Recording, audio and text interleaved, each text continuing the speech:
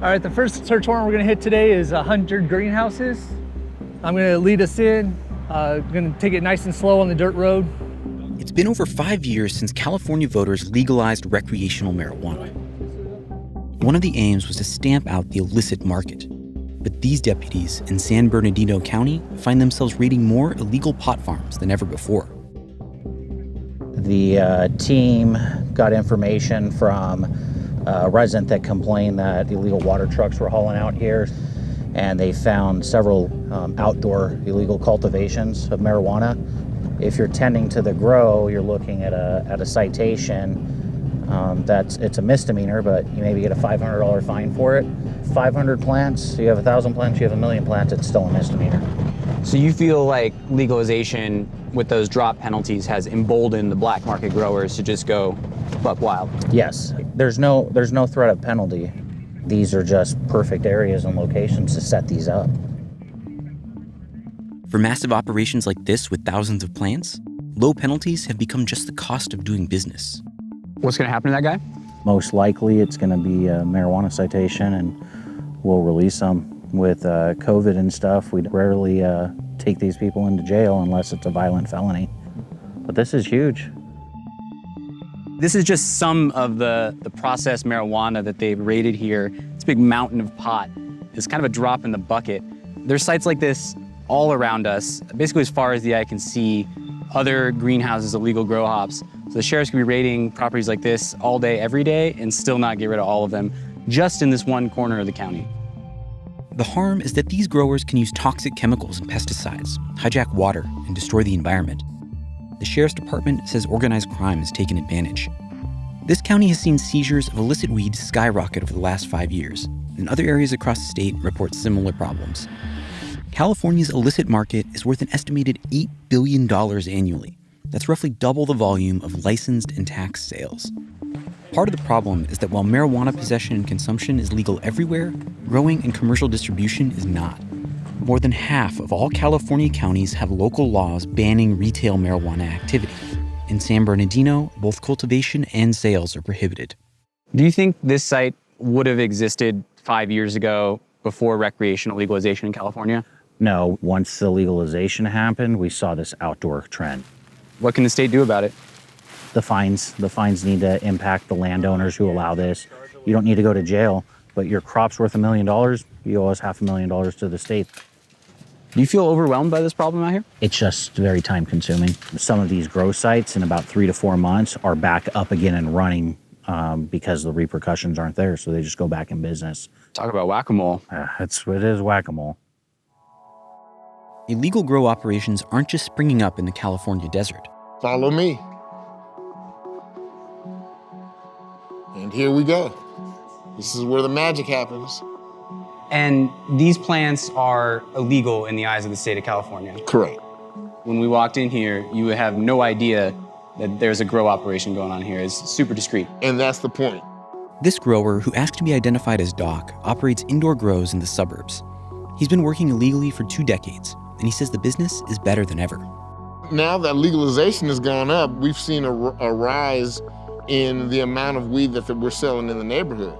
Wait, you sell more weed illegally in the legal era than you did before when it was illegal? Definitely. Once you get used to a certain strain or a certain smoke, you're looking for something that's a little bit more potent. Potency is what you're gonna find in the hood. If you're a tourist, you're gonna go to a dispensary because you're not knowing that there's far better weed in the neighborhood.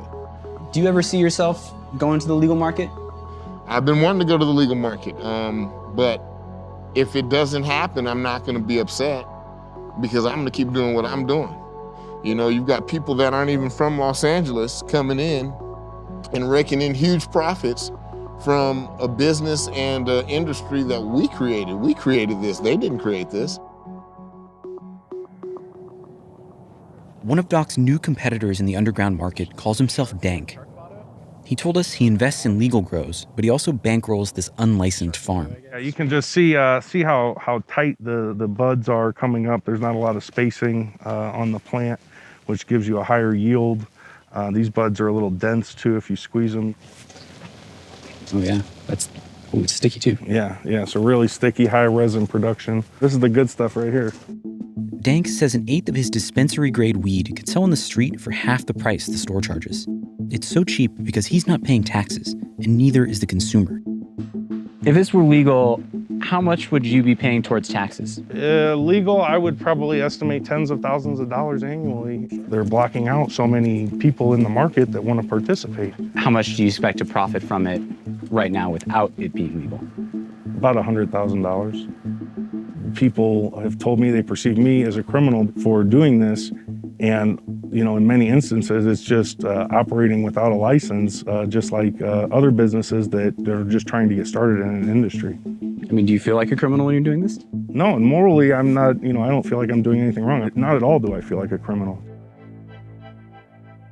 I just think it's just they're consistent. It's good weed. Even those who've been able to break into the legal market complain that the system is broken. Elliot Lewis runs a chain of dispensaries in Southern California, but he's struggling to compete with unlicensed dealers. How profitable in reality is it to run a legal cannabis business in California right now? It's not profitable at all. The store we're standing in right now is still in the red. It's losing money. That's crazy. You're losing money running a legal cannabis store. Yes. The only way we're able to survive is we're running a really, really low corporate overhead. And we have a few stores that are profitable, right? Some make a tiny bit, some make a little bit more. But when you're in expansion mode, it's not really anything that's significant. With all the taxes and the regulations, it's very, very hard to squeeze out any profit. And there's really no large amounts of money to be made in the industry right now. Lewis claims some of his licensed competitors are diverting millions of pounds of product to the illegal market, allowing businesses to dodge taxes and luring more customers away from his cash registers. He blames California's Department of Cannabis Control for the problem, and late last year, he sued the state for failing to take action. We're taking you to court, we're getting a fucking injunction. It's Catalyst with the industry on our back against the state of California. The idea of the lawsuit is to embarrass the shit out of them, right? So their program is an abject failure, and they want to put their head in the sand and not admit it. Attorneys for the state call the lawsuit uncertain, ambiguous, and unintelligible. The case is still playing out in court. But Lewis isn't alone in his complaints. Last month, a group of marijuana business owners sent a letter to Governor Gavin Newsom warning that the industry is collapsing under high taxes and competition from the illicit market. In a statement to Vice News, the governor's office acknowledged that the current system is not perfect and said, quote, "The cannabis tax structure is presenting unintended but real challenges for components of our legal market." Some parts of California are trying to bring people who were once outlaw growers into the legal marketplace. Ryan Brown served 5 years in state prison for a case that involved marijuana charges. He qualified for a social equity program that moves people affected by the drug war to the front of the line for marijuana business licenses. In my mind, I'm a felon. I've been to prison. Not in 100 years would I thought that I would be able to own a dispensary or have anything to do with legalized marijuana. Not for 100 years. But the system is not working as intended. Of the 205 verified social equity applicants in Los Angeles qualified to run retail shops, only 38 have actually managed to obtain temporary licenses to operate.